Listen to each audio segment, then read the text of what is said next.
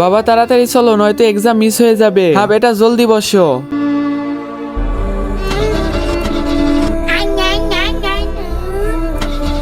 চলো বাবা। বেটা বাইক তো স্টার্ট নিতেছে না।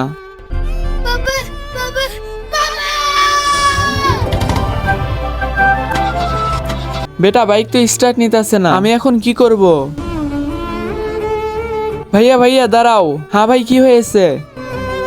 ভাইয়া আমার বাইক স্টার্ট নিতেছে না, আর আজকে আমার ছেলের পরীক্ষা, ওরে তাড়াতাড়ি না নিয়ে গেলে এক্সাম মিস হয়ে যাবে। সমস্যা নাই ভাই, নিয়ে যাব। বেটা আঙ্কেলদের সাথে যাও, আর স্কুলের রাস্তা ওদেরকে বলে দিও। ঠিক আছে বাবা।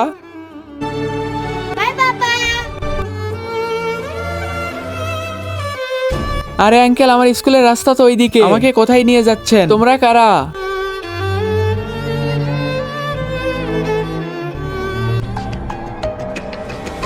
তোমরা কারা? আরে সুফিয়ানের ছুটির তো টাইম হয়ে গেছে, জলদি যাই ওকে নিয়ে আসি। এই নে তোর বাপকে ফোন দে। আরে গার্ড সাহেব, স্কুল বন্ধ করতে আছেন কেন? ভিতরে তো আমার ছেলে আছে। স্কুল তো ছুটি হয়েছে অনেক আগেই। হ্যালো হ্যালো বাবা, আমাকে বাঁচিয়ে নাও। সুফিয়ান বেটা তুমি কোথায়? আজকে দেখবো কয়জন মুসলিম ভাই ও বোনেরা এই ছবিটিকে ভালোবেসে একটি লাইক এবং সাবস্ক্রাইব করে দেয়। আর কিছু লেখার হলে কমেন্টে আল্লাহু আকবার লিখে যাও। যদি তোমার ছেলেকে বাঁচাতে চাও তাহলে তাড়াতাড়ি 10 লাখ টাকা নিয়ে আসো। আর পুলিশকে বইলো না, পুলিশকে বললে তোমার ছেলেকে জানে মেরে ফেলবো। না না, আমার ছেলেকে কিছু কইরো না, আমি আসতাছি। আরে কোথায় ও? এখনো আসলো না। লোকেশন তো এখানেই। সুফিয়ান বাবা, সুফিয়ান বেটা।